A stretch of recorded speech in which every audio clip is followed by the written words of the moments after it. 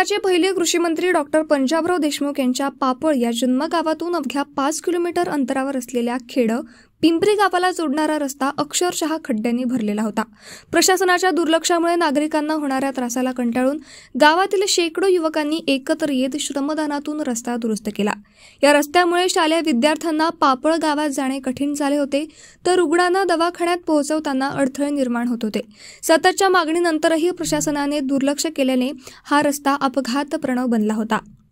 ग्रामपंचायत खेड पिंपरीचे सरपंच मंगेश कांबळे यांनी अनेकदा जिल्हा परिषद अमरावतीकडे पाठपुरावा केला। तसेच आमदार प्रताप अडसड यांनाही वारंवार निवेदने दिली, मात्र 2 वर्षापासून प्रशासनाकडून केवळ आश्वासनांची उधळण होत राहिली। या परिस्थितीवर उपाय म्हणून गावातील युवकांनी पुढाकार घेत पावसात सुद्धा 2 दिवसात मोठमोठ्या खड्ड्यांमध्ये मुरुम भरून रस्ता चालण्यायोग्य केला आहे।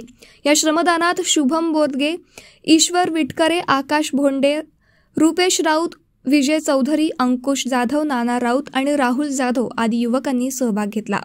श्रमदानासाठी मोफत ट्रॅक्टरची व्यवस्था गावातील प्रतिष्ठित नागरिक दिनेश महादेव गिरी यांनी केली।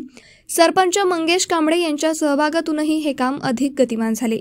या उपक्रमामुळे आता विद्यार्थ्यांना शाळेत जाण्याचा मार्ग सुलभ झाला। युवकांना या उपक्रमातून गावात नवचेतना जागृत झाली असून इतर गावांसाठीही आदर्श निर्माण झाला आहे।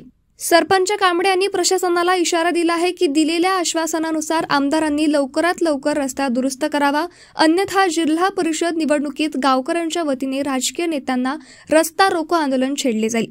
या श्रमदानात सहभागी झालेल्या सर्व युवकांचा गौरव 15 ऑगस्ट रोजी स्वातंत्र्य दिनानिमित्त ग्रामपंचायतीच्या वतीने करण्यात येणार असल्याचेही सरपंच कांबळे यांनी जाहीर केले।